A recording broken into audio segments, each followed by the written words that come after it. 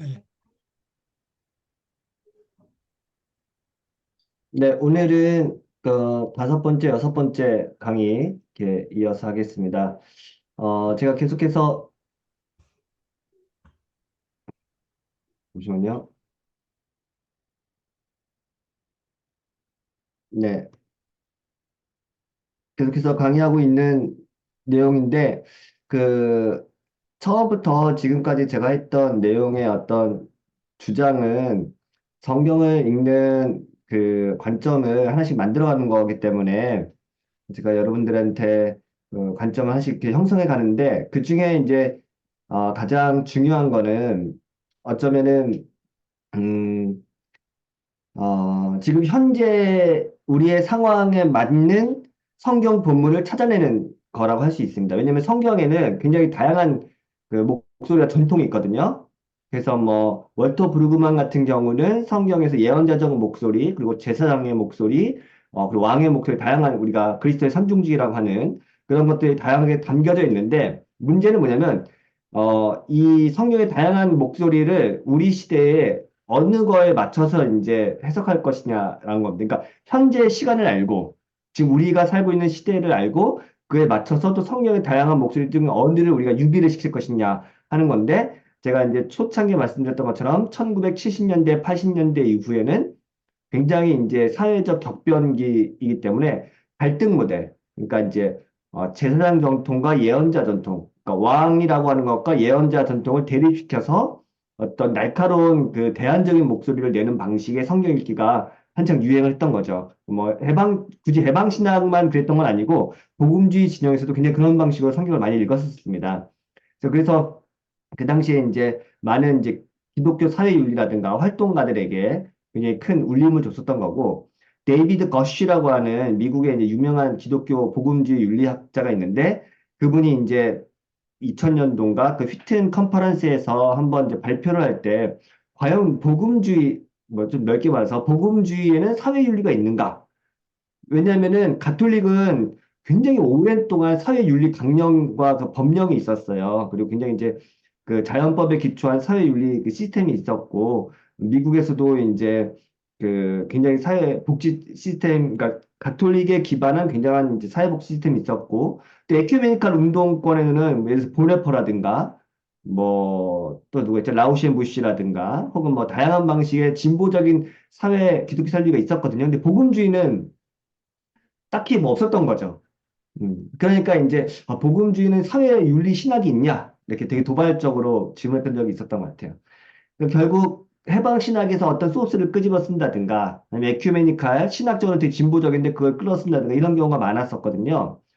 그러다 보니까 되게 이제 사회윤리가 빈곤했다. 근데 그 이후에 이제 공공신학이라는 것이 등장하면서 굉장히 다양한 방식으로 신학과 현장, 그 세상을 연결시키고 성경을 연결시키는 방식을 했는데 이때의 방식은 그럼 과연 정치신학, 해방신학과 공공신학은 무엇이 다르냐? 이런 논의들도 굉장히 많이 했습니다.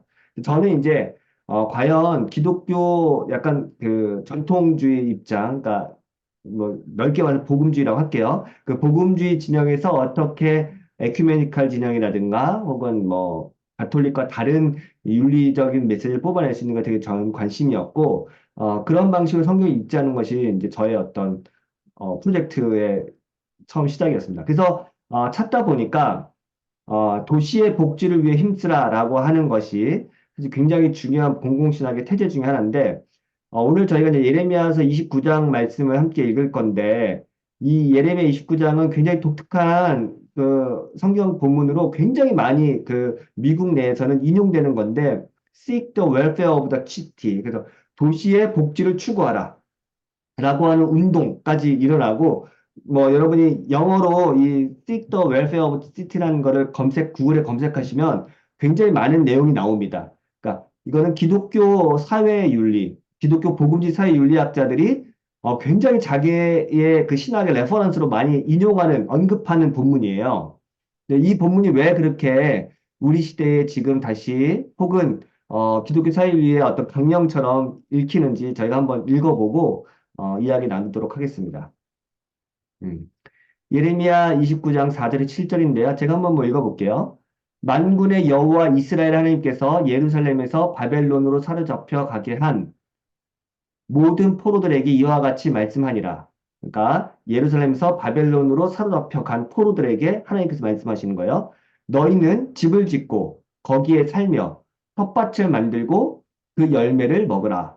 아내를 맞이하여 자녀를 낳으며 너희 아들이 아내를 맞이하며 너희 딸이 남편을 맞아 그들로 자녀를 낳게 하여 너희가 거기에서 번성하고 줄어들지 아니하게 하라. 너희는 내가 사로잡혀 가게 한 그 성읍의 평안을 구하고 그를 위하여 여호와께 기도하라. 이는 그 성읍이 평안함으로 너희도 평안할 것입니다. 이게 이제 포로로 끌려간 이스라엘 백성들에게 주신 하나님의 말씀입니다. 근데 제가 지난주에도 몇 번 얘기했는데 다니엘이라든가 에스더, 그 요셉 이런 그 바벨론의 포로 끌려간 이스라엘 민족들에게 주어진 어떤 명령이란 건 다시 한번 제가 얘기하지만 엘리야와 바알 선지자들이 겪었던 그 대립적인 양상, 그러니까 능력 전쟁, 능력 전투, 파워 인카운트먼트라고 하죠. 능력 대결의 모델이 아니었어요. 그 말은 뭐냐면은, 그러니까 야훼가 세냐, 바알이 세냐, 한번 겨루어 보자. 라고 하는 방식. 야훼가 세냐, 바로가 세냐. 라고 하는 방식. 거기서 능력 대결이 일어나고 참신이 누구지 가려내는 방식인데, 이미 포로로 끌려간 상황에서는 이들에게 주어진 선택지는 우리가 거기 가서 바벨론과 싸워서 이기자라고 하는 삶의 태도가 아니었어요. 너희는 거기 가서 어찌됐건 피투성이라도 살아남아라. 라는 게 이들의 삶의 전략이었습니다. 그러니까 유배지에 가서 유배지의 식민지, 피식민지 지배인으로서 삶의 청황이란 건 우리 딱 뭐 윤동주랑 이런 사람들 생각하면 돼요. 거기서 뭐 물론 여전히 그 비밀 결사 조직을 조직해가지고 그 제국의 전복을 꾀하는 혁명 군사들도 있었겠죠. 우리나라는. 근데 적어도 바벨론은 그만한 수준이 아니었어요. 뭐 이렇게 고대근동학 하시는 분들의 여러분이 강의를 들어보셔도 되겠는데요. 인터넷에 주원준 박사님 강의가 있는데 꼭 한번 들어보세요. 이스라엘이란 나라는 그 지정학적으로 너무너무 작은 나라였어요. 그러니까 당시 페르시아나 아수르나 바벨론에 비하면 정말 진짜 톡톡 많은 나라였거든요. 이거 어떻게 해볼 수 있는 나라가 아니에요. 네, 어마어마한 제국이었고 그냥 거기서 그러니까 생존 자체가 어떤 신앙의 어떤 전부가 될 만큼 굉장히 초라한 나라였다고 하네요. 그러니까 결국 이방 땅에 끌려가서 그들이 할 수 있는 신앙의 삶의 태도란 것은 생존이었어요. 서바이벌이었어요. 그러면 거기서 어떻게 되냐? 이제 그래서 예레미야는 눈물의 선지자라고 하고 예레미야가 굉장히 이제 한편으로 패배주의가 있는 거죠. 물론 하나님께서 우리의 마음속에 새 언약을 심어주셔서 우리 언젠가는 회복될 거를 미래에는 꿈꿀 수 있지만 현재는 전혀 그런 그걸 꿈꿀 수가 없는 상황이기 때문에 이들은 어쨌든 살아남아야 했고 거기서 어떻게 생존해야 됐습니다. 그래서 하나님께서 이들에게 명령하신 건 거기서 결혼하고 텃밭 잘 가꾸고 직장 생활 잘 하고 경제 생활 하면서 거기 사람들과 잘 동화되어서 살아남아라. 그리고 그 나라의 왕을 위해서 기도해라. 네가 살고 있는 그 바벨론 성읍이 평안해야 너도 평안하게 생존할 수 있다라고 하는 어쩌면 굉장히 이거는 옛날에 그 바로나 바알 선지자와 대결했던 방식으로 보면 굉장히 많이 후퇴한 전략일 수 있어요. 근데 이 전략이 지금 미국이나 지금 공공신학을 하는 사람들한테 굉장히 많이 언급되는 거는 제가 처음에 얘기했던 포스트 크리스텐덤에 대한 사회적 분석 때문에 그래요. 캐나다나 미국이나 지금은 기독교가 오히려 굉장한 소수, 혹은 수세에 몰렸다고 하는 상황 판단이에요. 옛날에는 크리스텐덤으로서 세상의 어떤, 뭐, 지금 미국도 뭐 여전히 뭐 국가 권력과 기독교가 결탁한 게 굉장히 강하긴 하지만, 지금은 이제 그런 시대가 지나갔기 때문에, 이제 그리스도인들은 이 세상에서 외딴 섬처럼, 혹은 이 당시에 바벨론 포로에 끌려갔던 이스라엘 백성들처럼 비슷한 삶의 조건이다. 그러니까 우리는 여기서 어떻게든 생존하고 나쁜 말로 타협을 해야 되는데 어떻게 살아가느냐. 그러니까 이 도시를 어떻게 잘 살게 만들 것이냐. 이 도시의 웰페어를 어떻게 우리가 같이 추구할 것이냐. 이게 공공신학의 핵심입니다. 이렇게 되면은 어떻게 되겠어요? 막 갈등하고 투쟁하고 싸운다는 어떤 모티브보다는 어떻게든 그 사회에서 순화되어서 같이 이제 도시의 복지를 추구하면서 살 것인가를 고민하게 되는 거죠.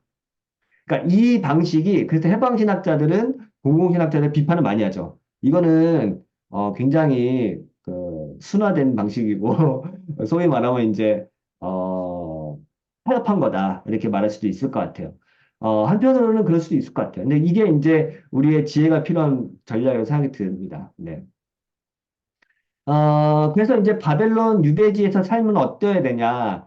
그러니까 세상 속에 살면서 세상과 다르게 사는 삶이 무엇인가? 이게 우리가 늘 고민하는 삶이잖아요. 우리는 세상 속에 살지만 세상에 속하지 않았습니다라고 하는 어떤 뭐 수련회 같은 데 가면은 청년들한테 막 이런 도전을 주기도 하죠. 우리 세상에 속했지만 세상에 속하지 않는 방식으로. 근데 이게 뭘까? 그러니까 이 삶의 방식이란 거는 사실은 이스라엘 백성들도 한 번도 경험해 보지 못했던 거예요.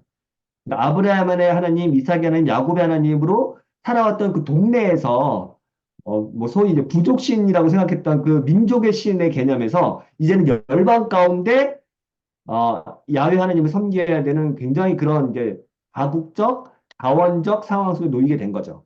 그러면 이들도 처음 경험하는 거예요. 어떻게 살아야 하는지 몰라요. 그러니까 이때야말로 이스라엘 백성들은 자기가 누군지에 대한 정체성, 그리고 앞으로 삶의 그 인간관계, 타자와의 관계, 사회와의 관계, 세상과의 관계가 어떻게 맺어야 되는지를 형성하는 시기인데 이건 아무도 가르쳐 준 게 아니에요. 그리고 이건 매뉴얼도 없어요.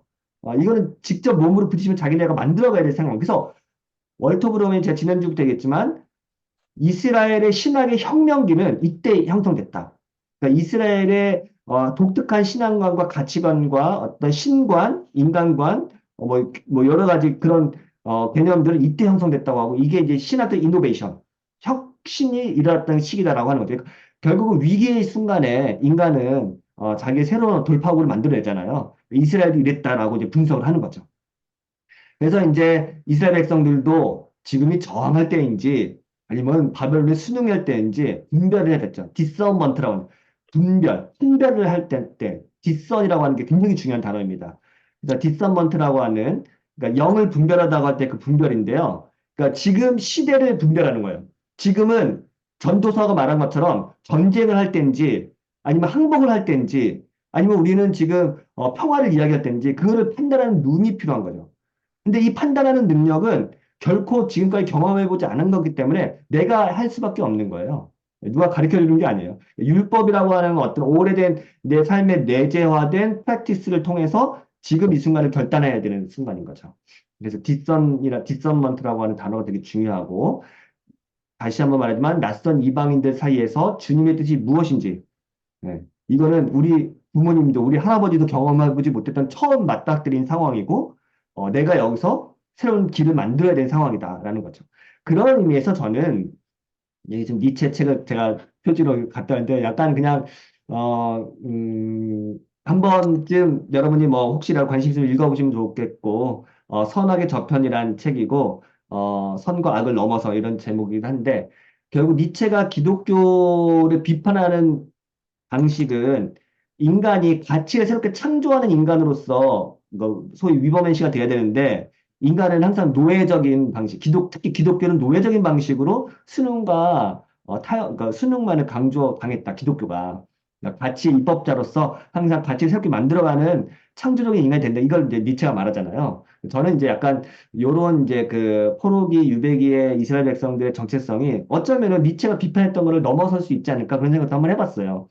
그러니까 결국은 이거는 나름의 길을 만들어가는 거고, 여기서는 굉장히 이제 새로운 도전. 그러니까 여기서는 한 번도 만나보지 못했던 타자, 그리고 한 번도 만나보지 못했던 이방 종교를 직접 살갗으로 부대끼는, 형성하는 시기입니다.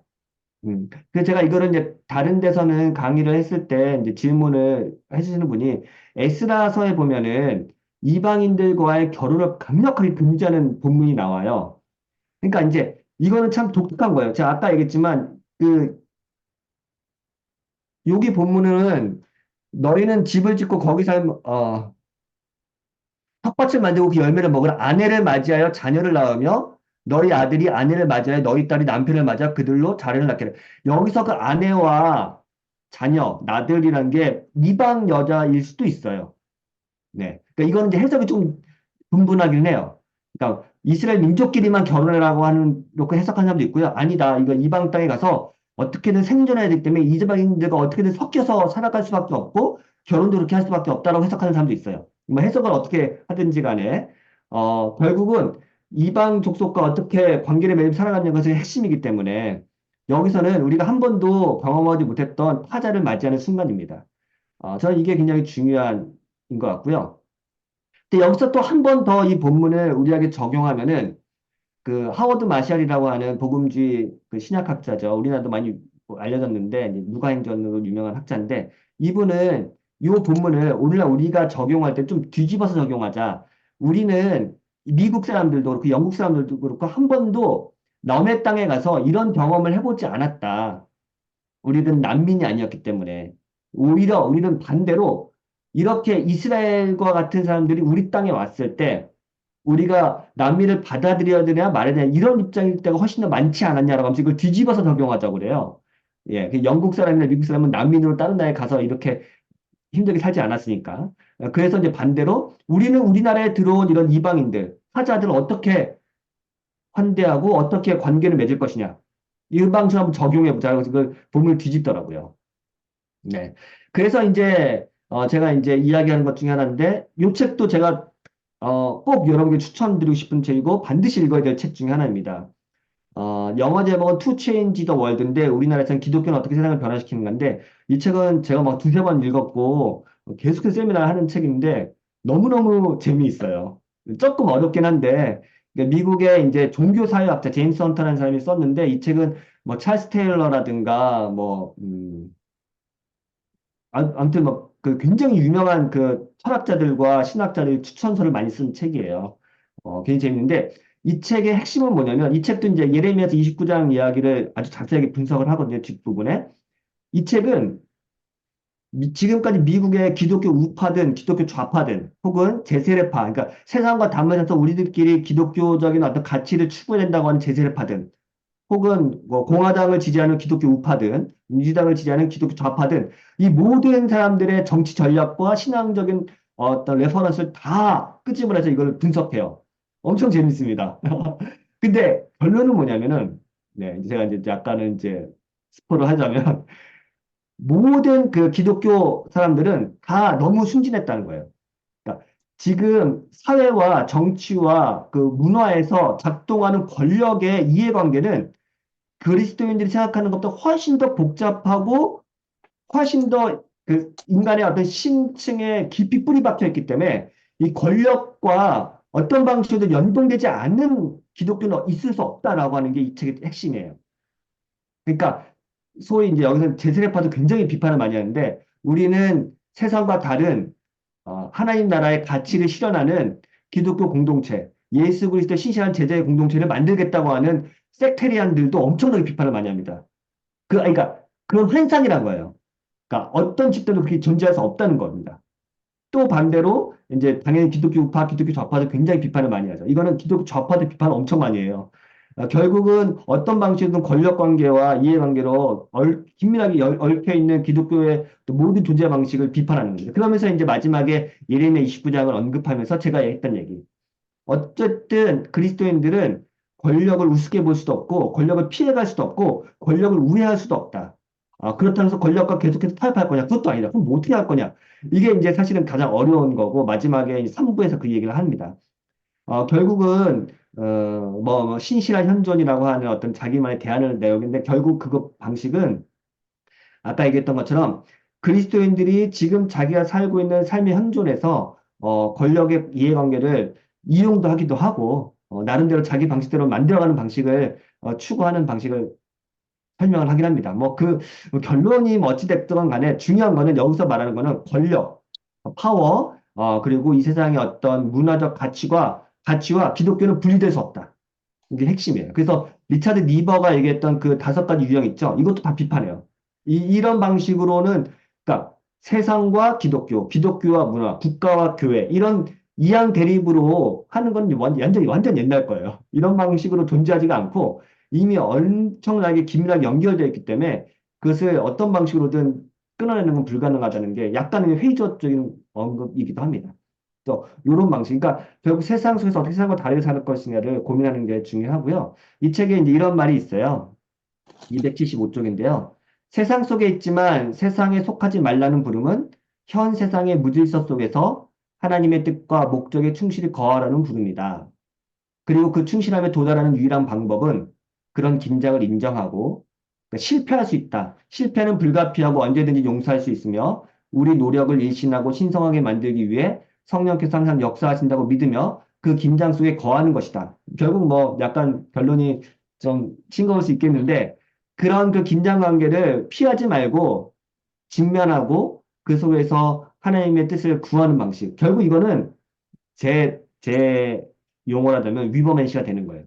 매 순간 나에게 주어진 가치를 만들어가는 거예요.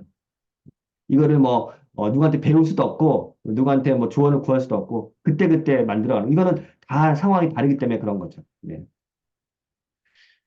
그래서 이제 제가, 그러면 여기서 이 말씀에서 우리가 배워야 될 게 뭐냐. 아까 제가 했지만 뒤집어서 적용하기인데, 우리가 매 순간 직면하는 새로운 상황, 새로운 세팅, 새로운 어떤 국가 권력, 뭐 새로운 어떤 인간관계 이런 거 어떻게 할 것인가에서 요즘 현대철학에서 가장 중요한 건 타자 담론이라고 많이 얘기하잖아요.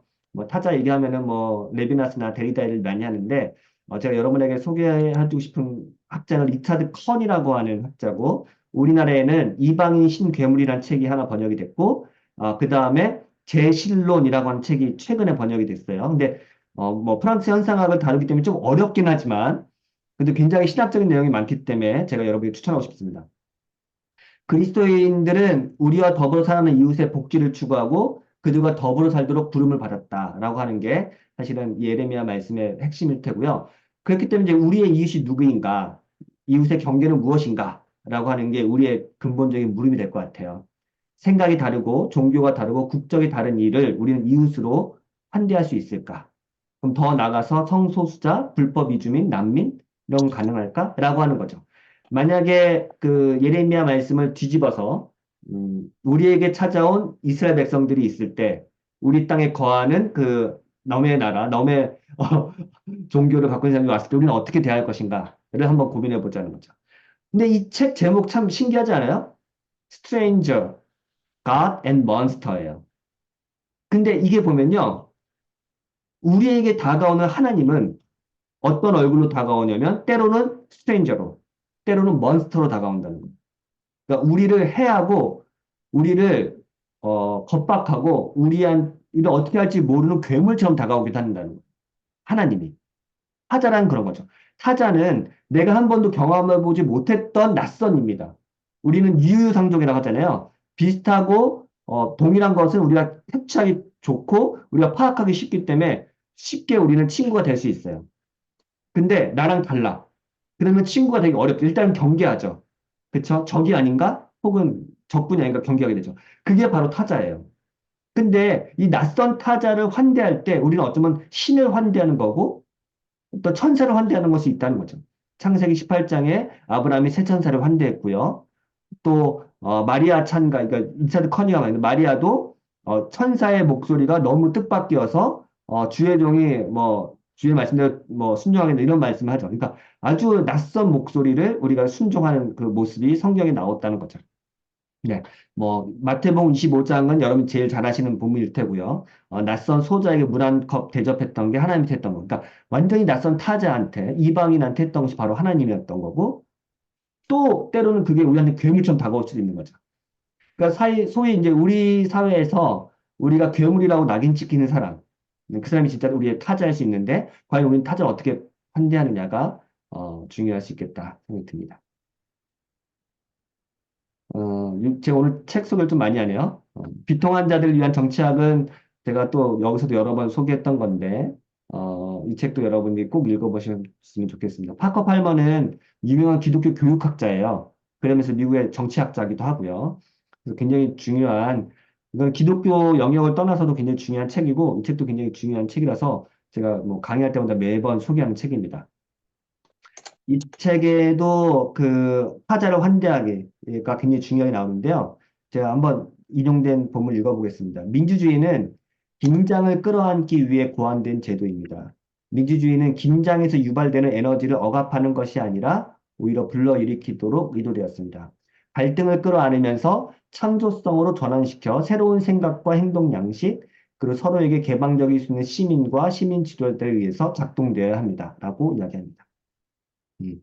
그래서 이제 이런 그 민주주의의 핵심은 다원성이고 그 다원성은 낯선 것을 우리 안으로 끄집어 들였을 때 계속해서 창발적으로 새로운 것이 만들어지고 그 안에서 통합되는 거죠. 그러니까 그 민주주의의 유연성과 건강성은 얼마만큼 포용력과 수용성이 가능하냐에 따라 달라집니다. 예, 그쵸? 그래서 그게 이제 굉장히 중요한 거고, 근데 이거는 점점 더 현대사에서 중요한 건 이슈인데, 우리나라뿐만 아니라 지금 미국도 마찬가지지만 대부분의 나라에서 굉장히 이제, 그 부족주의라고 하죠. 그러니까 그 끼리끼리 모이는 그 모임이 너무나 강력하고, 정치도 이제 포퓰리즘으로 인해서 굉장히 이제 이해 집단으로 강력하게 똘똘 뭉치기 때문에 사실은 민주주의에서는 굉장히 안 좋은 방식이죠. 그래서 어쩌면 이런 것들을 되게 중요한 공공신학의 한 방법이라고 저는 생각합니다. 네, 뭐 여기까지만 했네요.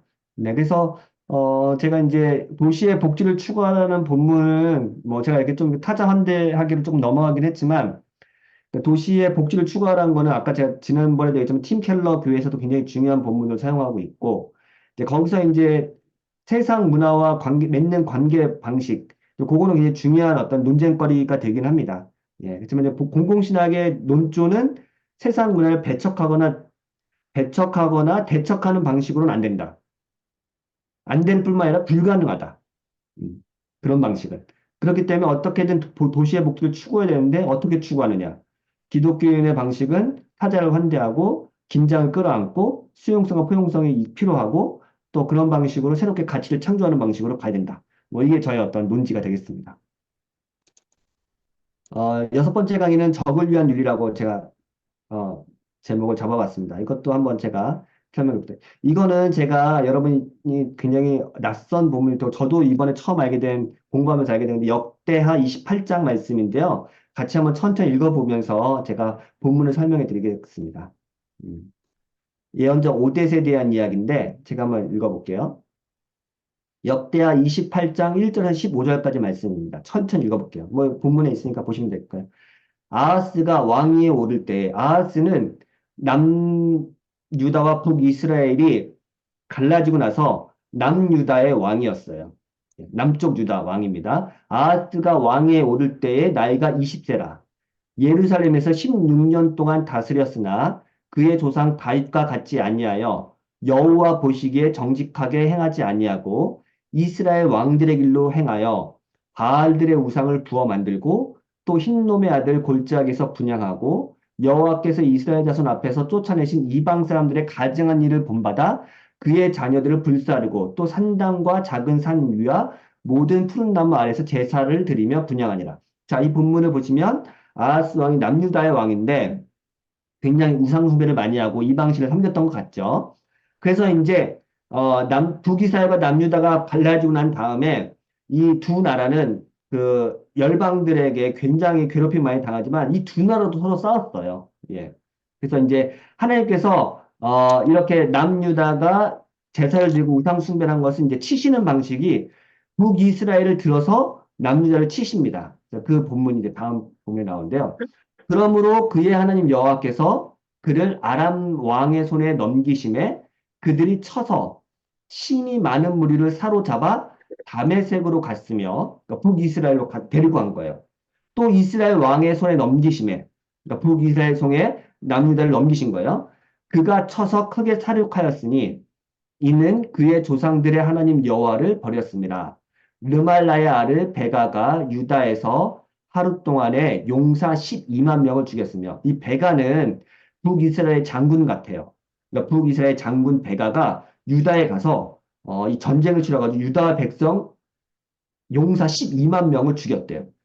그리고 에브라임의 용사 시그리는 왕의 아들 마아세야와 국내 대신 아스리감과 총리 대신 엘가야를 죽었더라. 이스라엘 자손이 그들의 형제 중에서 그들의 아내와 자녀를 합하여 20만 명을 사로잡고 그들의 재물을 많이 노락하여 사마리아로 가져가니. 자, 아하스 왕이 범죄를 저지르니까 하나님께서 북이스라엘의 장군들과 왕들을 사용하셔서 남유다를 치신 거예요. 그래서 이 북이스라엘 장군들이 남유다에 와서 용사 12만 명 그리고 그 딸린 가족들 20만 명을 포로로 끌고 이스라엘로 끌고 가는 장면입니다. 이해하셨죠? 예. 그래서 지금 이 상황을 이제 역자에서 그리고 있는 거예요.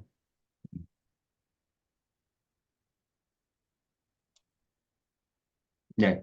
그곳에 여호와의 선지자가 있는데, 그러니까 북이스라엘의 군 장군들이 남유다의 그 20만 명을 끌고 올라가는 길목에 여호와의 선지자가 있는데 이름은 오뎃이라.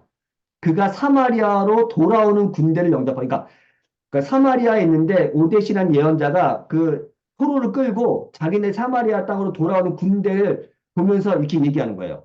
그러니까 자기네 군대 장관한테 얘기하는 거예요. 너희 조상의 하나님 여호와께서 유다에게 진노하셨으므로 너희 손에 넘기셨거늘. 그러니까 이스라엘의 하나님께서 유다 민족들이 이방 족속을 섬기니까 하나님께서 진노하셔서 너희 이스라엘의 장군들의 손에 유대를 넘겼어. 너희의 노기가 충전하여 사륙하고 이제 너희가 또 유다와 예루살렘 백성들을 압제하여 노예로 삼고자 생각하는도다. 그러나 너희는 너희의 하나님 여호와께 범죄함이 없느냐? 그런즉 너희는 내 말을 듣고 너희의 형제들 중에서 사로잡아 온 포로를 놓아 돌아가게 하라. 여호와의 진노가 너희에게 임박하였느니라 한지라. 자, 이 말은 무슨 맥락이냐면 이스라엘 장군들이 전쟁을 해서 이건 소위 여호와의 전쟁, 하나님의 전쟁이었어요. 아하스 왕이 범죄한 게 사실이죠. 하나님께서 그래서 이스라엘을 들어서 치셨어요. 그러니까 이거는 나름 이스라엘이 입장에서 정당한 전쟁이었고 하나님의 전쟁이었고 하나님이 승인하신 전쟁이었던 거예요. 그래서 뭐 의기양양하게 전쟁에 승리했기 때문에 그 포로를 끌고 이제 귀환하는 장면이고 얼마나 뭐 승전가를 부르면 좋았겠어요. 근데 그 길목에서 오대 선지자가 이스라엘 장군들을 대놓고 이렇게 얘기하는 거예요. 약간 이제 승전가를 부르는 사람들 앞에서 초를 치는 거죠. 그래, 이 전쟁 하나님께서 너희 손에 유대를 맡긴 건 맞아. 너희 손에 하나님께서 맡긴 게 맞아. 근데 너희가 노기가 충전했다. 사륙했다. 너희가 예루살렘 백성들을 압제해서 노예로 삼고자 생각한도다. 이게 마치 정당하다고 생각하는 것 같은데, 그러나 너희는 하나님께 범죄한 게 없느냐? 라고 이제 얘기하는 거예요. 그러니까 사실은 오대 선지자는 내부 고발자 비슷한 거죠. 그러니까 이스라엘 입장에서는 굉장히 이제 골칫거리, 기분 나쁜 예언자인데, 이게 여호와의 전쟁이고 하나님의 손에 맡기신 전쟁이긴 하지만 전쟁 중에도 너희가 그 유다의 포로들을 그렇게 잔인하게 살육하고 그 노기가 충전해서 하는 것이 옳으냐라고 이야기하는 겁니다. 그러면 동시에 또 너희는 죄가 없느냐 뭐 이렇게 이야기를 하는 거죠. 조금 더 읽어볼게요. 에브라임 자손의 우두머리 몇 사람 곧 요하나의 아들 아사랴와 무실레못의 아들 베레아가와 설룸의 아들 여이스기야와 하들레의 아들 아마샤가 일어나서 전장에서 돌아오는 자들을 막으며 그들에게 이르되 너희는 이 포로를 이리로 끌어들이지 못하리라. 너희가 행하는 일이 우리를 여호와께 허물이 있게 함이니 우리의 죄와 허물을 더하게 함이로다. 우리의 허물이 이물이 커서 진노하심이 이스라엘에게 임박하였느니라 하매 이에 무기를 가진 사람들이 포로와 노략한 물건을 방백들과 온 회중 앞에 둔지라. 이 위에 이름이 기록된 자들이 일어나서 포로를 맞고 노략하여 온 것 중에서 옷을 가져다가 벗은 자들에게 입히며 신을 신기며 먹이고 마시게 하며 기름을 바르고 그 약한 자들을 모두 나귀 위에 태워 데리고 종려나무 성 여리고에 이르러 그의 형제에게 돌려준 후에 사마리아로 돌아갔더라. 자, 그러니까 조금 더 설명을 드릴게요. 사마리아라고 하는 땅, 이스라엘 땅에서 이제 포로를 20만 명을 끌고 그 승전가를 부르며 올라오는 장군들이 있었고, 올데이치라는 선지자가 너희들이 지금 그렇게 잔인하게 포로를 대하는 게 맞냐라고 하니까 여기 지금 12절에 쭉 뭐 그 아사리아하고 베리아가와 막 이렇게 여러 이름도 있죠. 이 왕들이 오뎃의 이야기를 듣고 우리가 이제 그만하자. 라고 하면서 거기서 포로를 다시 우리가 돌려보내자. 라고 하죠. 우리가 그들을 너무 잔인하겠다. 라고 하면서, 우리한테도 여호와의 진노가 임할 수 있으니까, 우리도 죄를 진 게 많으니까, 우리가 이렇게 하면 안 된다라고 하면서, 포로를 돌려보내는데 어떻게 돌려보내요? 노력해온 것에서 옷을 가져다 주고, 옷을 입혀주고, 신을 신겨주고, 먹여주고, 마시게 하고, 기름을 바르고, 나귀에 태워가지고, 여리고에 이르러서 그 형제들에게 돌려줘서, 자기네들은 군대 그 장군들만 다시 사마리아 본국으로 돌아가는 거죠. 요런 장면입니다. 예, 복잡하죠? 저도 이제 이 본문을 그냥 읽을 때는 이해가 잘 안 되는데, 저도 이제 책을 읽으면서 이해를 했습니다. 뭐 나중에 할 얘기지만요. 여러분, 여기서 나오는 이 역대하 이야기가 신약의 뭐하고 비슷해 보이세요? 선한 사마리아인. 비슷해 보이세요? 사마리아 나오죠? 여리고 나오죠? 그 다음에 낙이 나오죠. 예, 이 모티브가 사실 누가복음 10장인가요? 선한 사마리아인 모티브가 똑같습니다. 음. 그래서 사실은 그거는 이제 나중에 신약의 저자들이 혹은 예수님이 이 역대하의 모티브를 가지고 와서 이제 이렇게 했겠지만 이미 이 이야기는 우리가 이제 전쟁에 포로로 끌려왔던 그 포로들에게 어떻게 인간적으로 그걸 어떻게 그들을 이렇게 대우를 할 것인가를 나오죠. 그래서 제가 이게 적을 위한 윤리라는 제목을 잡았어요. 음. 그래서 제가 이제 몇 가지 그냥 이야기를 해봤는데, 괴물과 싸우는 자는 스스로 괴물이 되지 않도록 조심해야 돼요. 니체가 했던 말입니다. 이거 선하게 접근했는지, 뭐, 아침 노래인지 정확히 기억은 안 나요. 유명한 말이죠? 여러분들도 이제 많이 들었을 법한 말입니다. 니체가 말한 것처럼 괴물과 싸우다가 스스로 괴물이 되어버리려고 하는 게 인간이죠. 그렇다면 원수를 갚지 말아야 하는가? 그렇지는 않은 거죠. 원수는 갚아야 하죠. 중요한 것은 적대와 증오에 머무르지 않고 어떻게 새로운 삶을 향해 나아가느냐가 중요한 거죠. 그러니까 이것이 이제 인간들에게 중요하고요. 정의라고 하는 것을 실현하면서 동시에 내가 증오하는 대상이 안 되는 걸 어떻게 해야 되냐. 이게 고민인 것 같아요. 원수를 갚는 것의 목적이 뭘까? 복수를 통해 자신이 원하는 삶. 그러니까 원수나 복수라고 하는 것은 사실은 동양적인 맥락에서 근데 동양적인 맥락에서 이게 정의예요. 동양에서 말하는 정의는 같은 하늘 아래 아버지의 원수와 같이 살 수는 없어요. 예, 그래서 이제 우리 전통적인 어떤 무협 영화 보면 아버지 원수를 갚으러 가는 게 동양 사상에서의 전통적인 정의관이에요. 음. 그래서 원수를 갚는다든가 복수를 한다는 것은 정의를 실현하는 거거든요. 근데 이 정의를 실현하는 과정에서 동시에 제가 괴물되지 않으면 어떻게 될까라는 게 고민인 거죠. 그래서 그렇게 되려면은 괴물과 싸우는 이유는 내가 괴물이 되는 게 아니라 그 너머에 새로운 삶을 만들어가는 것. 그게 더 중요하겠죠. 그렇게 되면 어떻게 될까? 괴물과 싸우다가 괴물이 되지 않도록 조심해야 한다는 니체의 주장을 자칫 괴물과 아예 싸우지 말라는 뜻으로 해석하면 안 되고 새로운 삶을 가로막는 상황이라면 기꺼이 괴물과 싸워야죠. 잊지 말아야 할 점은 그 싸움이 단순히 적대와 증오에 머물러서는 안 된다는 것이죠. 네, 그렇게 되면 트라우마에 갇히게 되는 거죠. 네. 트라우마는 자신을 맹목적으로 만듭니다. 그래서 트라우마에 눈이 멀어서 제대로 된 판단을 내리지 못하게 되면 누구라도 괴물이 될 수밖에 없습니다. 자신의 삶을 가로막고 있는 괴물과는 치열하게 싸워야 하지만 더 중요한 것은 그 싸움을 통해서 새로운 삶의 방식을 만들어내는 일이죠. 이것이 바로 우리가 괴물과 싸우려 했던 원래 목적이기 때문입니다. 괴물과 싸우려던 당초 목적을 잊지 않고 새로움을 창조해내는 것. 예, 그게 전 중요한 거라고 생각하고요. 그것만이 괴물과 싸우면서 우리 자신이 괴물이 안 되는 법이다. 뭐 이런 뭐 이야기가 있습니다. 네. 그래서 이제 어떻게 하면 그게 가능할까라고 하는 것인데요. 예를 들어서 제가 초기에 아까 강의 처음에 얘기했던 것처럼 이게 약간 그 대립적인 방식으로 성경을 읽고 혹은 날카로운 그 대척점에 서가지고 우리가 계속해서 그 새로운 대안을 만들어야 된다. 그러니까 그거는 우리는 세상과 다른 어떤 이질적인 공동체를 만들어야 된다. 라고 하는 방식은 어떤 면에서 이건 제프리 스타우트라고 하는 유명한 학자가 하는 말인데 이거는 굉장히 그 공동체주의가 갖고 있는 르상티망이다. 그러니까 원한 감정이다라고 얘기하는 거예요. 우리는 저들과 달라야 한다. 라고 하는 것이 마치 목적이 되어버리는 것.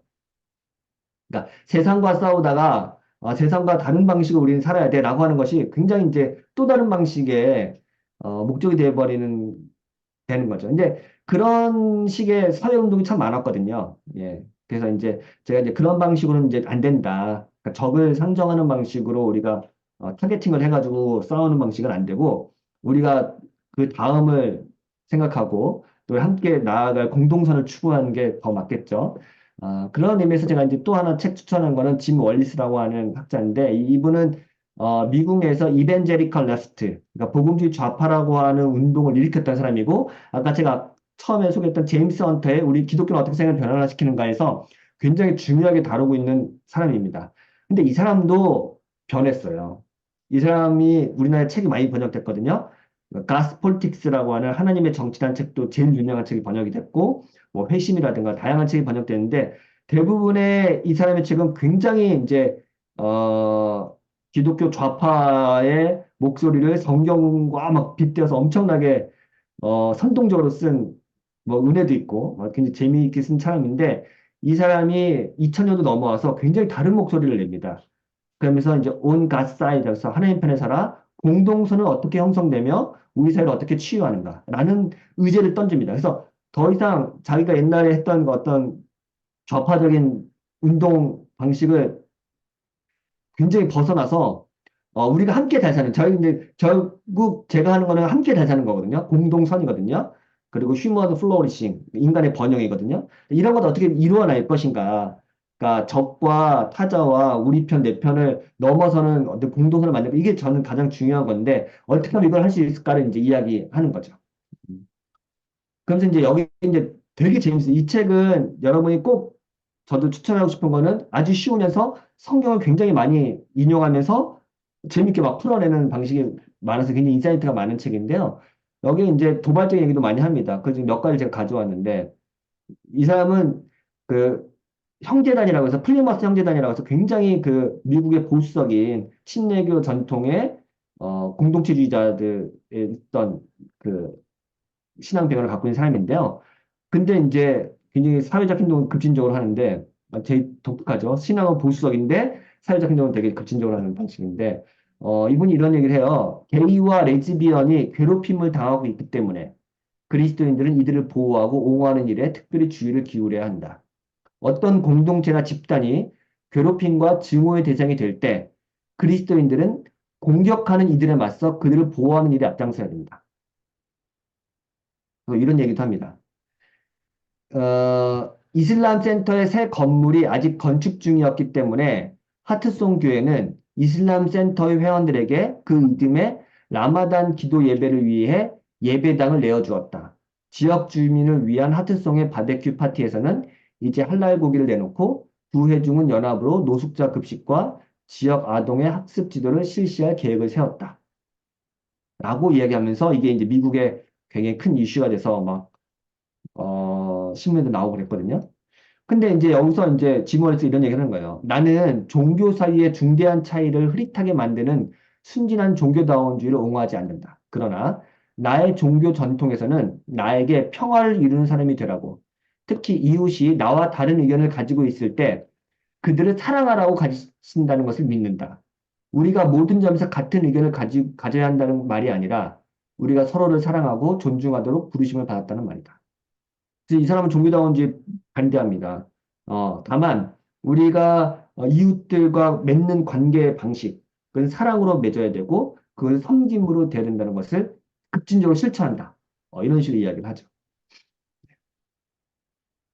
오늘은 제가 이 정도로 준비를 했는데요. 그래서 이제 제가 오늘 책도 좀 몇 권 소개도 하고 했는데, 결국 적을 위한 윤리는 어떻게 가능한가? 오늘 첫 번째 강의하고 두 번째 강의도 다 연결되는 것 같아요. 결국 우리 안에 있는 타자 담론을 어떻게 이해할 것인가인데, 제가 그 성사한국이라고 하는 운동을 뭐 거의 청년 때부터 해가지고 뭐 10년 넘게 뭐 이렇게 직간접으로 간접 연결돼 있고 실행에도 오랫동안 했는데, 복음주의 운동에서 이런 로자나 운동이라든가 지멀리스가 하는 소저너스 운동도 굉장히 우리나라의 복음주의 소개가 많이 됐어요. 그래서 우리나라의 그런 기사라든가 책도 많이 소개가 됐는데 가장 어려운 게 결국은 우리가 이웃을 사랑해야 된다. 타자에 대한 어떤 환대와 수용해야 된다라고 하는 말은 많이 하는데 그럼 구체적으로 그 이웃을 호명할 때는 다들 이제 멈칫멈칫 하는 거예요. 음. 결국은 그 대의는 동의하지만 그러면 우리 사회에서 지금 가장 소외되고 가장 약한 사람은 누굽니까? 라고 말할 때 직접적으로 언급을 안 하는 거죠. 이제 그게 복음주의 사회운동의 가장 오래된 딜레마며 약점이라고 공공연하게 다들 말을 하는 거죠. 그 부분에서는 굉장히 멈칫하게 되는 거죠. 네. 네, 그런 부분에서 조금 더 전향적으로 나갈 필요가 있지 않나라고 하는 게 제 입장입니다. 뭐 이거는 이런 부분의 구체적인 강론에서는 다 뭐 공공신앙 하는 분들마다 입장이 다 다를 수 있을 거예요. 그거는 뭐 그렇게 생각하고요. 이 정도로 이제 저는 오늘 발제를 마치도록 할게요. 감사합니다. 네, 발제문은 제가 카톡방에다 올려놓겠습니다. 예, 예, 오늘도 좀 그 중요한 그 이야기를 많이 해주셨는데, 혹시 들으시고, 뭐 이게 질문할 거라든지, 또 궁금한 거라든지, 또, 또 비판적으로 이야기하실 내용이 있으면 또 이야기하셔도 좋습니다. 예.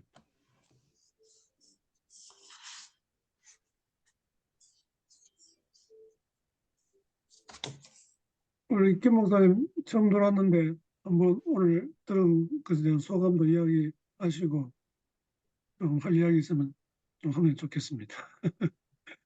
네, 오늘 처음 들어와서 아무 말 하지 않기로 다짐하고 들어왔는데요.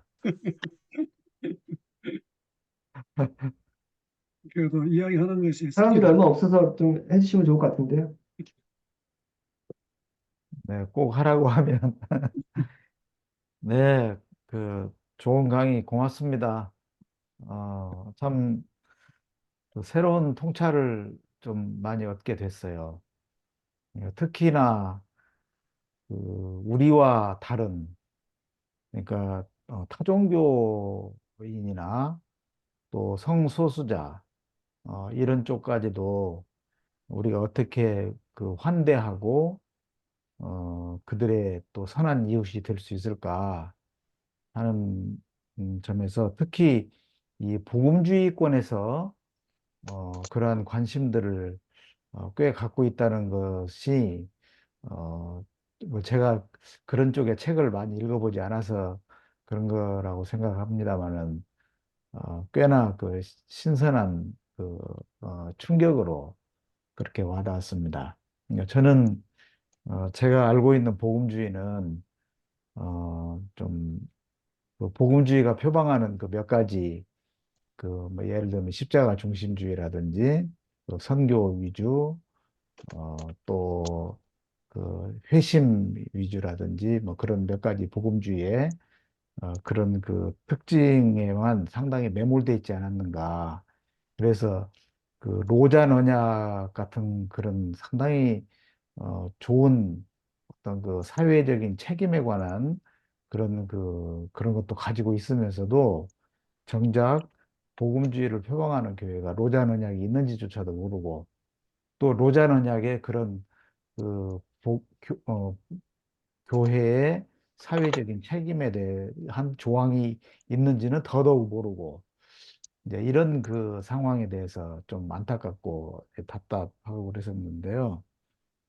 어, 그냥 질문이라기보다는 그냥 제 그 평소의 느낌을 간단히 한 말씀 드린다면은 이 우리 최경환 선생님이 그 말씀하시는 이 공공신학에 대해서 잘은 모르지만은 제가 공공신학으로 가는 길 그 책 한번 이제 한번 읽어봤는데 굉장히 참 공감을 많이 했어요.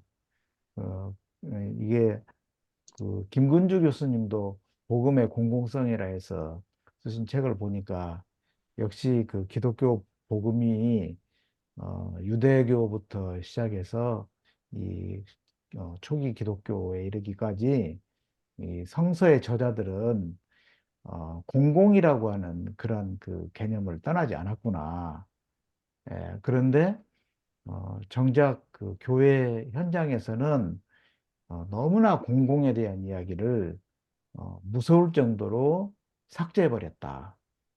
그런 생각이 참 많이 들었어요. 지금도 그런 생각이 많이 들고요. 너무나 이제 개인화되었다고 할까? 또 기복화되고 또 사회 현상, 어떤 정치, 어, 어떤 문화 이런 것에 대해서 너무 외면하거나 아니면 왜곡된 그런 반응을 보이는 그런 현상들이 많아서 저기 이제 실망이 많이 되는데요. 간단히 한 말씀만 이제 제 소감을 말씀드린다면 아직도 이 한국 교회는 개혁주의 신학이라든지 혹은 조금 심하면 이제 근본주의 또 혹은 복음주의 이런 그 신학의 기본 패러다임이 배타주의인 것 같아요. 그래서 너무 배타성이 강해요. 타종교, 성소수자, 뭐 특히 이슬람 뭐 이런 쪽에서는 막 포비아까지 가지기도 하고 혐오와 배제 이런 것들이 너무 좀 심하다. 그래서 저는 이제 배타주의를 좀 극복하고 다원주의는 또 우리가 또 배격해야 될 점이 많이 있다고 보는데요. 어떤 포괄주의적인 그런 입장에서 좀 마음을 열고 좀 접근하는 것이 그러면서도 우리의 정체성을 충분히 유지하면서 이렇게 가는 것이 좋지 않겠나 하는데 그런 느낌을 좀 그런 생각을 조금 더 강화하게 됐습니다. 네. 네, 감사합니다. 제가 여기서 제가 다른 데서 강의를 많이 하다 보니까 여기서 했는지 안 했는지 기억이 안 나지만 하나만 더 좀 첨언을 하자면 볼프가 광장에선 기독교라는 책에서 도 그렇고 인간의 번영에서도 이제 주로 얘기하는 건데 우리는 보통 자기의 종교적 정체성이나 신앙적 정체성이 강력하면 되게 무리하고 배타적일 거라고 많이 이제 생각을 한다는 거예요. 근데 네. 사실은 정반대다라고 얘기를 해요. 그러니까 오히려 내 정체성이 정말 강력하고, 그러니까 다원주의가 아니죠. 내 철저한 신앙적 배타주의와 기독교적 정체성에 대한 강력한 사람은 오히려 세상과 맺는 관계가 무리할 수가 없다라고 얘기하는 거죠. 사실 그게 맞는 거잖아요. 그러니까 거기서 이제 광야에선 기독교회는 그러니까 thin identity와 thick identity, 그 두꺼운 정체성과 얇은 정체성을 얘기하는데 정말 두꺼운 정체성을 갖고 있는 그리스도인들은 어, 타자와 외부 세계와 소통할 때 그 소통의 방식은 자, 다시 한번 얘기해요. 성령의 9가지 열매로 나오게 돼 있다. 네. 사랑, 자비, 온유, 충성, 절제, 양성 이런 게 이게 정말 정체성이 강력한 사람이 그렇게 되는 거고요. 정체성이 얇은 사람은 자기 정체성이 깨진 게 위험하고 겁이 나서 굉장히 배타적으로 나가는 거죠. 그러니까, 음, 그러니까 볼프는 그렇게 얘기해요. 이슬람이 진짜 이슬람이면 저렇게 무리할 수 없다. 진짜 기독교인이면 저렇게 폭력적일 수 없다는 게 볼프의 주장이에요. 그러니까 진짜 기독교적 정체성, 예수의 정신을 내면화한 사람은 폭력적일 수도 없고 배타적일 수 없다. 그거는 그 안에서 이미 성령의 충만함이 외화될 때는 굉장히 이제 선함과 온유함과 절제로 나올 수밖에 없다라고 하는 게 볼프의 주장이에요. 물론 이 주장도 비판을 굉장히 많이 받아요.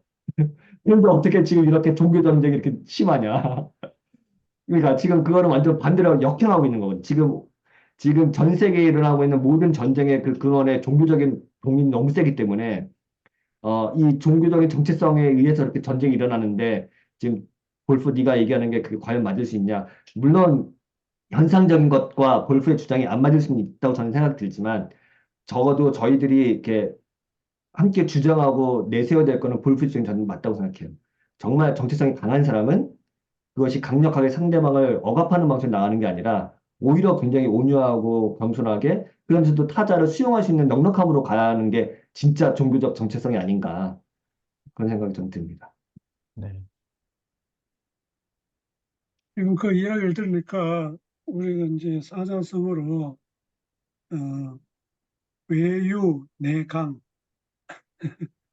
예. 그래서 맞습니다. 제가 청년 때 오늘 지도하는 이제 장로님이 어, 하신 이야기가 아주 쉽게 이야기하기를 그리스도인은 복숭아 같아야 된다. 그죠? 이제 그 단단한 복숭아 말고 그, 그 뭡니까 황도, 그죠? 백도 이런 거. 겉은 이제 흐물흐물하고 한데 속은 진짜 하나의 알맹이가 있는 그것이 바로 그리스도인의 어떤 모습이 아닌가 하는 그 이야기를 들어서 아직도 이제 기억을 하고 있거든요. 지금 이제 방금 이야기하신 내용이 사실 이제 그런 측면을 또 이야기한 것 같습니다. 그런데 지금 이제 그 질문은 이제 재작년에 나왔나? 거기 책 가운데 보면 사회 정의는 성경적 정의인가 하는 그런 책이 이제 있더라고요. 제가 읽어보진 않았는데 거기 간단히 소개하는데 보면 음, 사회적 정의가 성경적 정의하고 사실은 많이 좀 다른 음, 측면이 있다. 음, 그렇기 때문에 이제 그걸 좀 구분해서 성경적 정의를 이뤄야 된다. 이런 뭐 논지를 뭐 쓴 것 같아요. 네, 그런데 우리가 보통 이제 이런 사회 운동을 하고 사회 개혁을 이제 우리가 이제 이루려고 할 때 정의를 이야기하지 않을 수가 없잖아요. 음, 이 정의가 올바로 안 쓰기 때문에 이 사회에 많은 문제가 생기는데 그런데 이 사회에서 주장하는 어떤 국가에서 이제 법으로 만들어놓은 그런 정의하고 이제 정의도 몇 가지 그게 구분하는 게 있더라고요. 이제 음, 예를 들어서 그 뭐 법적인 정의가 있고 뭐 관계적 정의, 그다음 분배적 정의라든지 이런 그 개념들이 있는데 뭐 그런 걸 다 포괄해서 하기는 힘들지만은 어쨌든 사회의 어떤 정의가 기독교적인 정의하고 일치하지는 않지만 그래도 예를 들어 공공신학을 주장을 하고 실현을 해 가려고 하면 그 사회 정의하고도 이렇게 서로 음, 이제 연결이 된다 해야 되겠나? 좀 통해야 되는 그런 부분이 분명히 있을 건데 네, 그게 이제 성경적인 어떤 정의하고는 딱 이게 맞아떨어지지 않기 때문에 네. 그런 부분을 어떻게 우리가 극복할 수 있는지 음. 그거에 대해서 좀 질문을 좀 드리고 싶습니다. 그러네요. 그 너무 복잡하긴 한데요. 제가 뭐 그냥 아주 단순하게 옛날에 제가 남기혁 박사님이랑 같이 공부한 적도 음, 있어요. 그 음, 헨리 조지 센터에서 같이 진보와 빈곤 같이 읽었던 적이 있는데 그때 지하철 타고 오면서 남기혁 박사님 저한테 그러더라고요. 아, 이게 롤즈랑 롤즈랑 그때 아무튼 그 빈배적 정의를 이제 얘기하는 한참 그때 유행이었으니까 한참 좀 옛날 얘기긴 한데 그런 것이 이제 성경하고 이게 만날 수 있네요. 저한테 그러시더라고요. 그러니까 근데 이제 모르겠어요. 그 남경박사님은 그때는 약간 부정적으로 말씀하시긴 했는데 결국 지금 현재 정치학이나 사회학이나 철학에서 말하는 다양한 정의론이 있을 거예요. 그것도 정의도 굉장히 다양하잖아요. 뭐 분배적 정의도 있고 뭐 인정표정의 정의도 있고 뭐 정체성의 정치도 있고 뭐 여러 가지가 있는데 어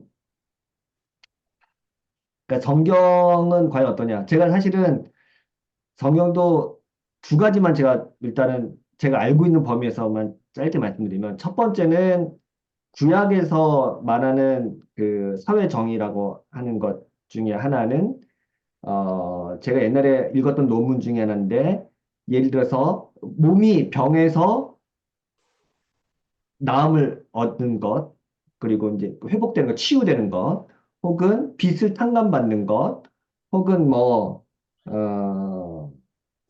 희년제도 뭐 이런 다양한 어떤 사회적인 어떤 그 실제로 이제 물질적인 것들이 정의가 바로 세워지고 회복되는 것 요것을 구약에서는 구원하고 굉장히 연결이 많이 돼요. 그러니까 정치적 해방 혹은 물질적인 회복, 그 건강의 회복 이런 것들을 굉장히 그 하나님의 구원 사역하고 연동돼서 설명하더라라고 하는 게 구약학자들이 말하는 논문 중에 하나였어요. 제가 읽은 것 중에 하나는. 그러니까 그런 식으로 따지면 신약보다는 훨씬 더 구약은 굉장히 이제 현세 중심에서 어떻게 하나님께서 이스라엘의 역사 속에서 실제로 그들의 필요를 채워주고 사회를 바꾸고 정치적인 해방을 만들어내고 이런 방식과 하나님의 역사가 같이 가는 거죠.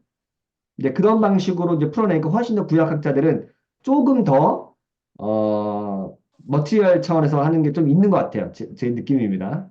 신약은 조금 다르긴 한데요. 신약은 이제 일단은 제가 알고 있는 한에서 제가 여기 책에서 다음 주에 다룰 거기도 한데 예수님이 조금 다르거든요. 제가 여기서 했던 거는 예수님께서 마가복음 11장에서 세례 요한이 오실 그이가 당신입니까? 라고 질문하는 장면이 있어요.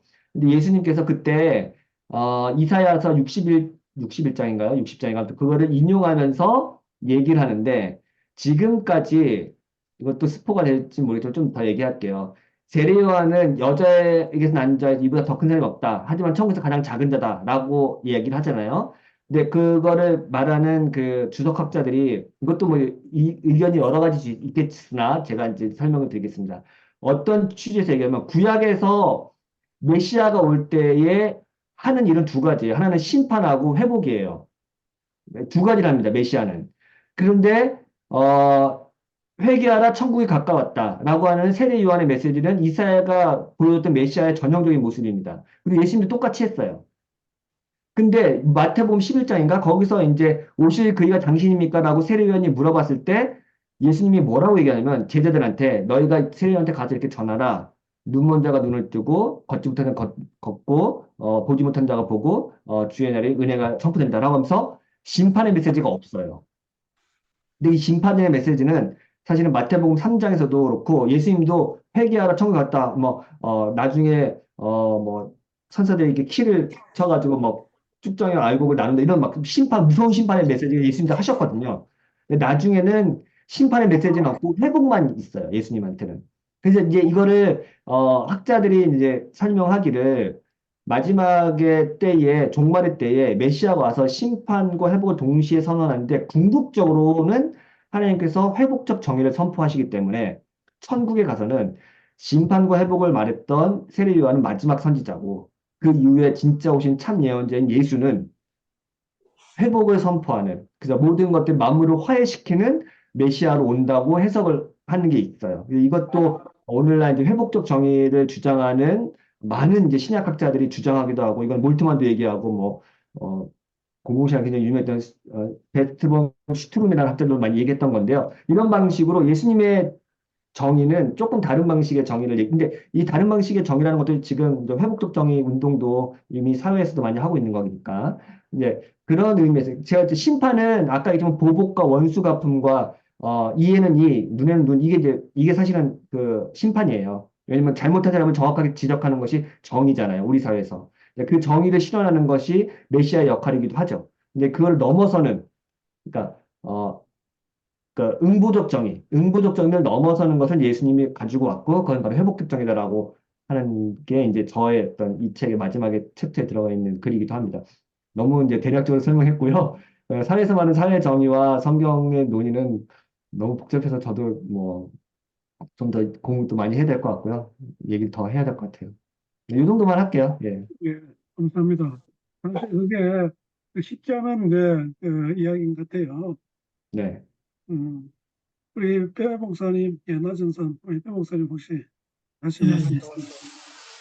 그 이야기 들으면서 그 처음에 뭐 기독교는 어떻게 세상을 변화시키는가 얘기하면서 그 종교 단체들이 그 정치하고 이렇게 분리되지 않고 연결이 됐다고 하는데 그 부분을 이렇게 조금 더 설명해 주시면 좋을 것 같고요.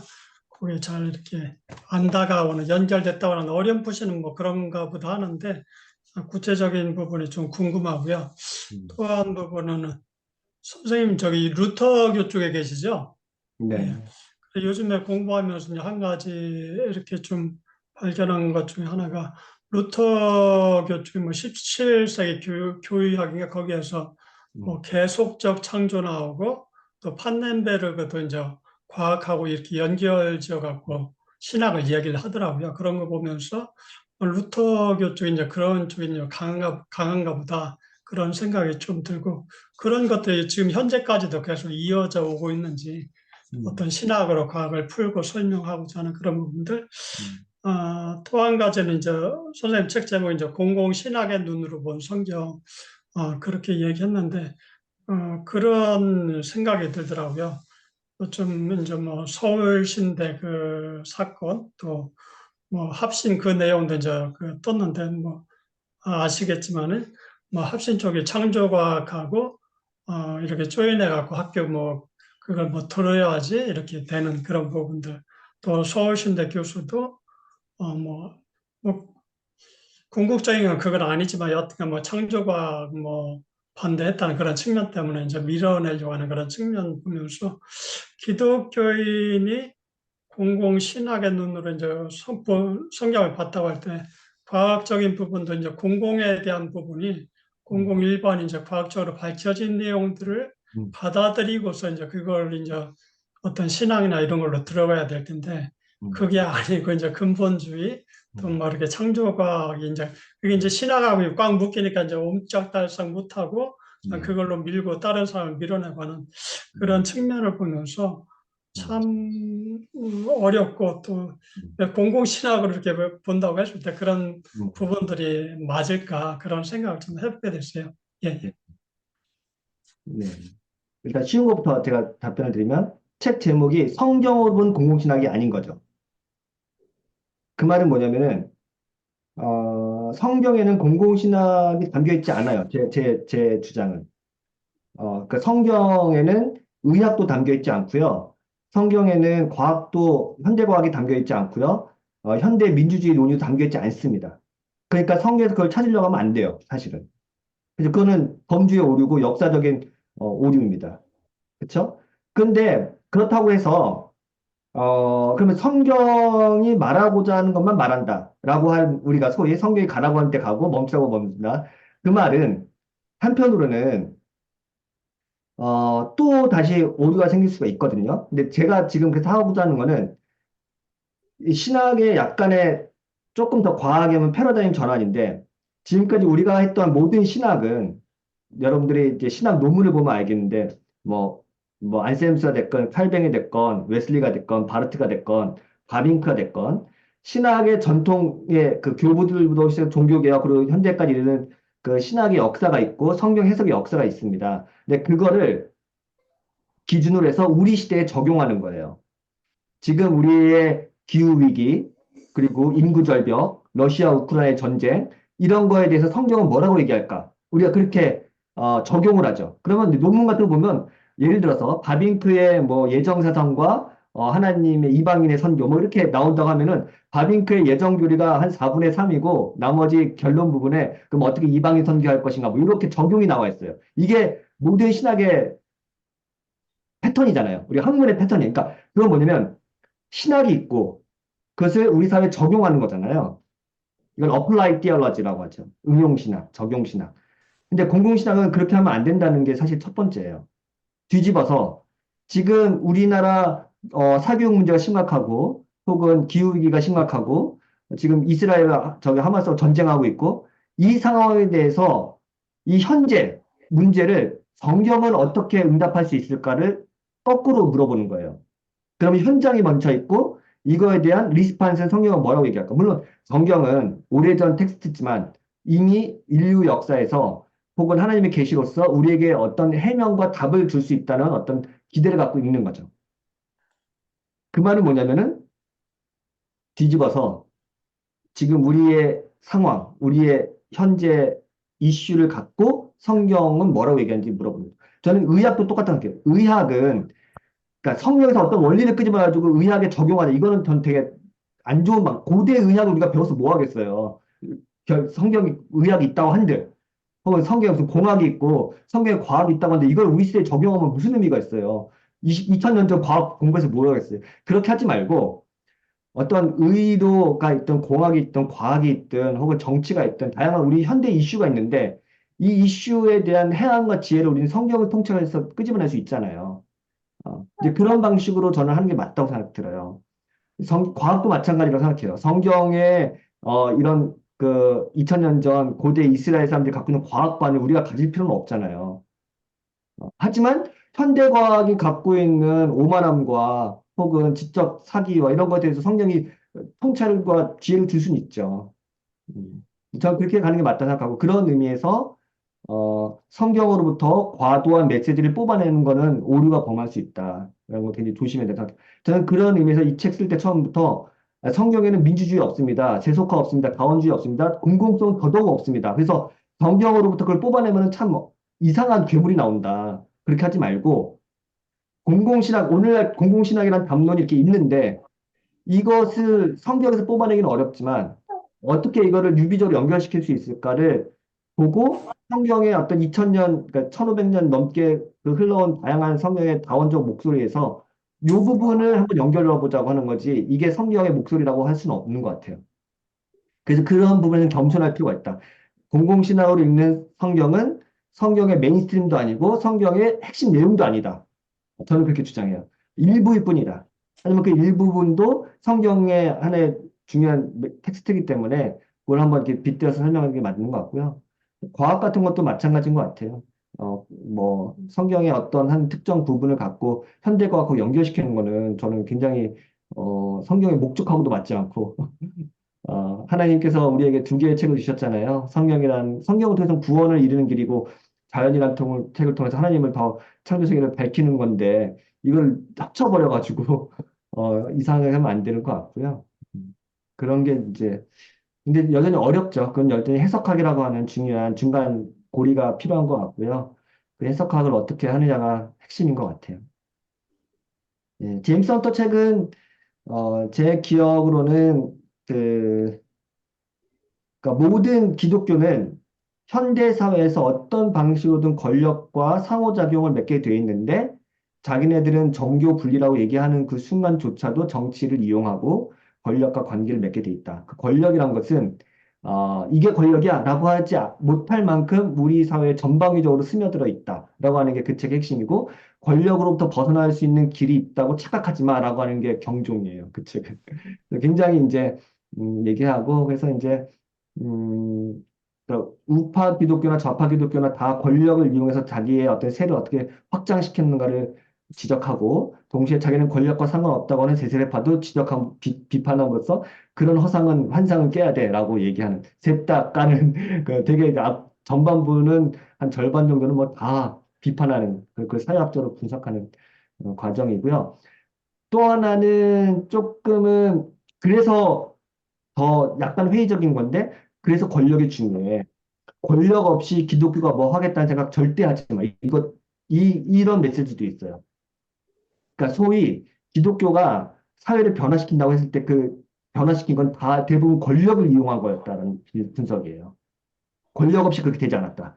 윌버포스가 노예 해방을 했던, 링컨 노예 해방을 했던, 혹은 기독교가 어떤 뭐, 신분제를 차별하고 무슨 뭐, 인권을, 이 모든 건 다 권력이었지, 권력을 벗어난 건 하나도 없다. 그리고 지금까지 모든 사회 변혁은 엘리트 권력을 잡은 사람이 일으켰지 밑으로부터는 민중운동은 결코 사회를 변화시킨 적이 거의 없다. 그러니까 이런 점에서 보면 굉장히 이제 뚜렷한 내용이기도 하죠. 하지만 이게 사회학자가 본 정직한 분석이다라고 자기가 얘기를 해요. 그러니까 결국은 권력을 잡는 게 중요하고 사회를 바꾸려면 그럼 어떻게 잡을 거냐? 그게 정직한 대답이다라고 사실은 굉장히 이제 은혜롭기만 한 책은 아닙니다. 예. 그리고 어떻게 기독교인들이 권력을 잡아서 지금까지 사회를 변화시킨 거 다 분석해 보면 다 권력 어떻게 획득하느냐의 권력 다툼이었다. 그걸 이제 또 까발른 책이기도 하죠. 예, 참 중요한 그 이야기를 하셨는데, 저는 이제, 어, 신앙생활을 사실은 이제 보수적인 그런 신앙생활을 청년 때부터 하면서 자꾸 이제 성경을 조금 알아가고 책을 보면서 생각이 자꾸 이제 그 진보적인 그런 방향으로 자꾸 바뀌게 되더라고요. 나이가 들면 오히려 보수적으로 되는데 젊을 때는 진보적인 자꾸 보수가 되는 저는 이제 세월 거꾸로 사는지 이제 그 반대로 이제 되어 가는데 그러면서 저는 방금 이야기하신 거하고 좀 이게 통하는 이야기인데 요즘은 드는 생각이 모든 게 정치적이다. 정치하고 연관되어 있다. 이런 게 아주 참 너무 이렇게 절실하게 이제 와닿는 거예요. 그러니까 이제 권력하고 이제 또 이제 다 통하는 이야기인데 지금 뭐 이대 정원 뭐 2천 명 한다 하는 거 여기 또 뭐 우리 의사가 지금 우리 서정호 우리 원장님도 계시고 좀 의사가 지금 3명이잖아요. 우리 입장에서 볼 때 그거는 진짜 뭐 이 두 분은 또 어떤 뭐 견해가 있는지 모르지만은 하여튼 그 말도 안 되는 이야기거든요.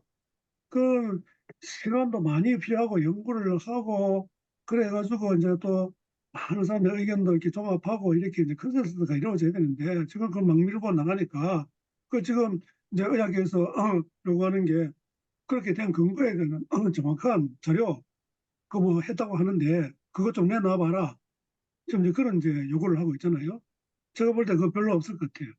뭐 몇 가지 뭐 한두 가지는 있을지 모르지만 그러니까 이 정치계에 각 분야의 사람들이 들어가지고 나름대로 그 자기가 역량껏 이제 그 분야에 대한 특별히 이제 기독교인들이 들어가서 이제 그런 이제 구현할 수 있도록 역할을 해야 되는데 뭐 국회의원들 보면은 우리나라에 아마 3분의 2가 크리스찬일걸요.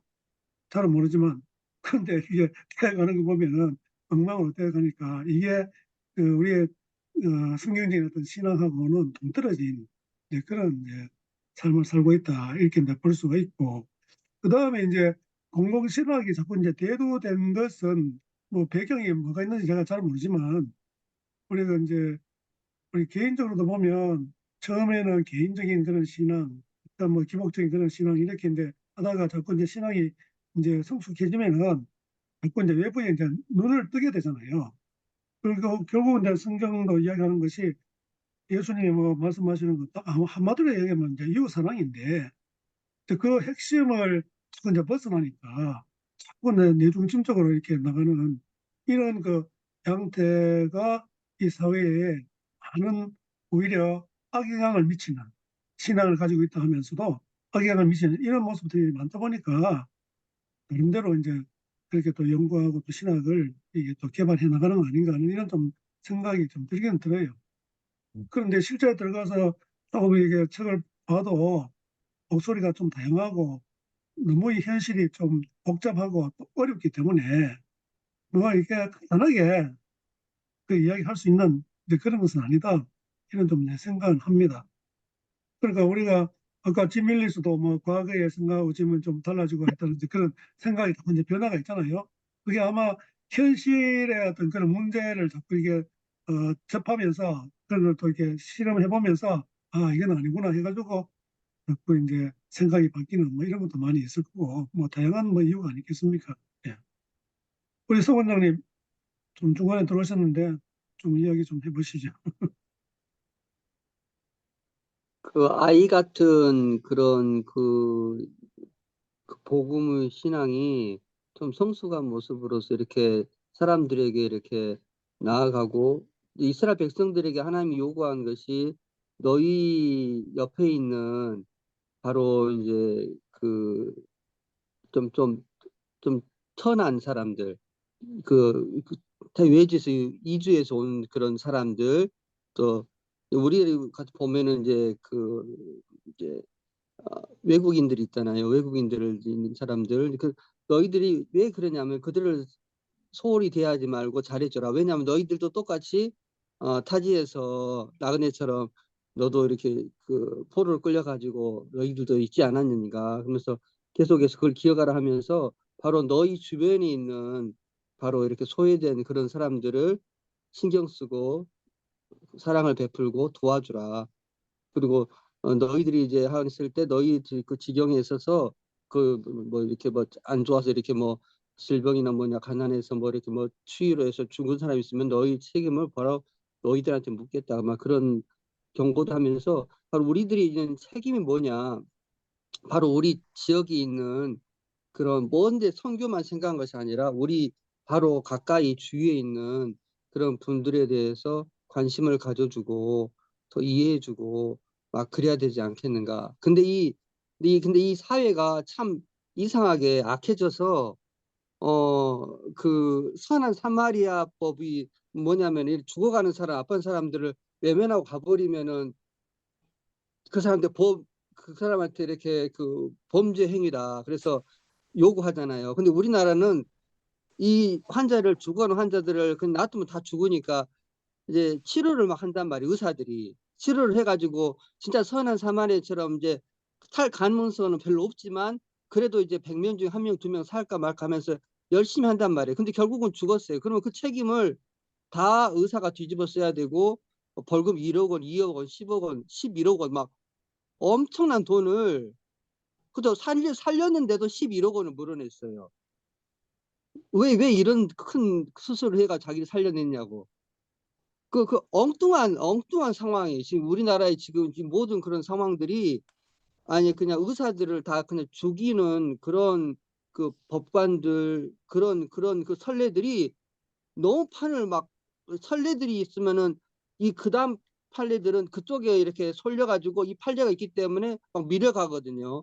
근데 이런 선례들이 안 나와야 되는데 이런 그 굉장히 그 나라의 정치가나 변호인단들이나 정치가들이 굉장히 의료인들을 굉장히 그냥 그 정치 그 이동 도구로 그러니까 뭐 2,000명이란 숫자를 의사들이 지금 말을 듣지 않는다. 그러니까 의사들은 나쁜 놈들이고 의사들은 범죄인이고 악한 것이고 그러니까 이 사람들을 아예 그냥 매도하고 그럴 정도로 완전히 몰아가면서 정치도 굴고 변호인도 굴고 판사도 굴고 다 그냥 그쪽으로 몰아서 모든 그 언론들이 그쪽으로 나와서 이렇게 막 하다가 이제 어 그 반대되는 의견 전혀 안 나오다가 이번에 선거에 참패 당한 다음부터는 조금 반대되는 의견들이 이제 나오면서 이제 하나씩 기존도 있었지만 전혀 언론에 통제돼 가지고 안 나오다가 그렇게 나오게 되고 왜 의사들이 왜 필수 의료과를 왜 지원 안 하는가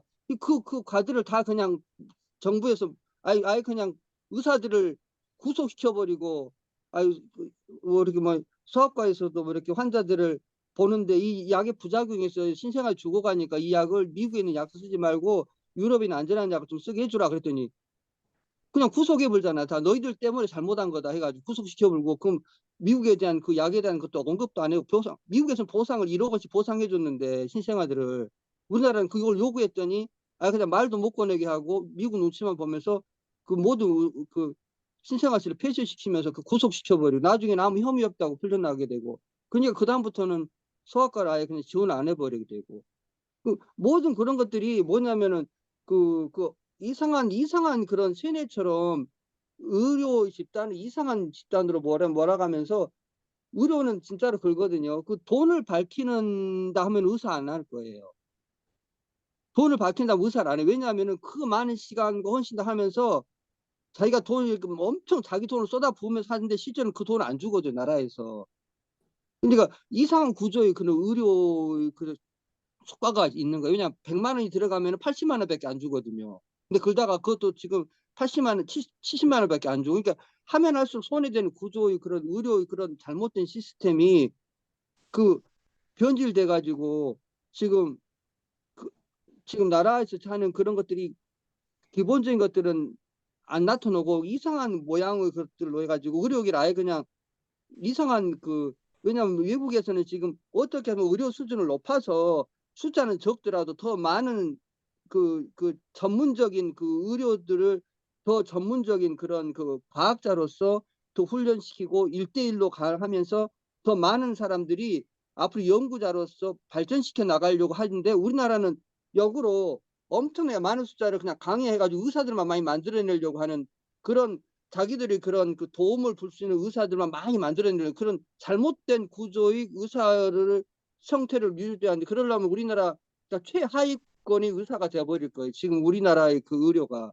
그러니까 미국에서도 그럴 위험이 있는 것을 다 자르고 의대 정원을 더 줄이고 축소하면서 더 양질의 의사를 하려고 지금 의대도 폐쇄시켜버리고 더 줄이면서 더 좋은 양질의 의사들을 만들려고 교수들이 이렇게 엄청난 더 우리나라의 교수들보다도 그 우리나라 교수들은 그 기초의학에서 몇 명, 9명, 7명밖에 안 되는 미국에서는 그냥 한 그 기초의학 50명, 60명, 70명 엄청 우리나라보다도 수십 배의 그런 많은 인력의 교수들이 학생들 지도하려고 노력을 그렇게 많이 하고 있는데 우리나라는 아무 준비도 안 된 상태에서 막 무조건 그냥 뻥튀기처럼 막 만들어만 내려고 하는 그 잘못된 그런 것들이 뭐냐면 선진 의료가 아닌 아예 그냥 그 월급쟁이 의사로 만들겠다는 공표를 했거든요. 의사 그 나라에서요. 그래서 그 수준은 낮더라도 많은 사람들 그런 그러니까 공공 의료 공공의 그것이 그 이 편파적으로 나라에서 그 뭐 그냥 아니 마녀 사냥처럼 의료에 대한 그런 막 이렇게 막 하다가 지금 좀 드러나게 돼가지고 의사들에 대한 잘못된 판결이 너무 많았다.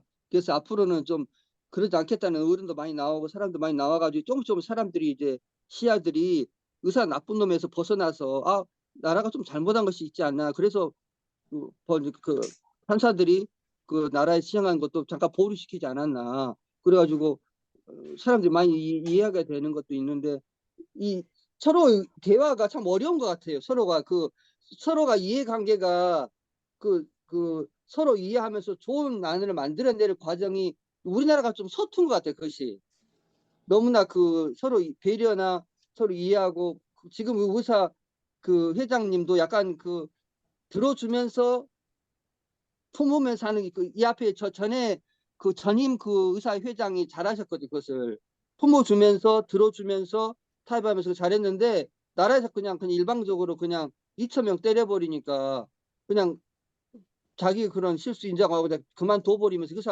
의사협회가 이상하게 또 나가버리거든요. 근데 예, 참 지금 어려운 우리 것 이제 같아요. 수원님이 이제 어, 정부의 의료 정책에 대해서 비판적으로 뭐 이제 길게 이야기하셨는데 이게 뭐 그 이제 우리나라의 한 국면을 이제 이제 하시는데 뭐 지금 이제 그런 이야기를 하려면 밑도 끝도 없고 우리가 네, 나중에 이제 또 따로 한번 이제 네, 이런 그 시간에 요 주제로만 한번 또 이야기할 수 있는 그런 시간을 한번 만들어 보면 참 좋겠다 싶어요.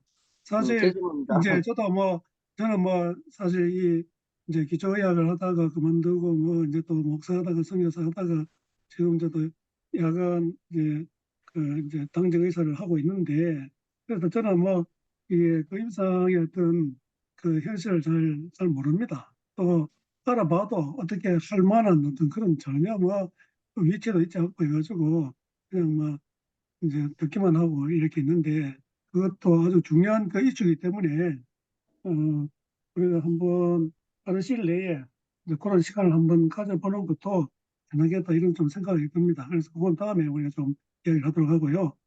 우리 저기 오정석 군사님 뭐 그 모니터는 뭐그 내신다고 했는데 혹시 이야기 좀 하실 형편이 되시면 좀 이야기를 한번 하시고요. 잘 들었습니다.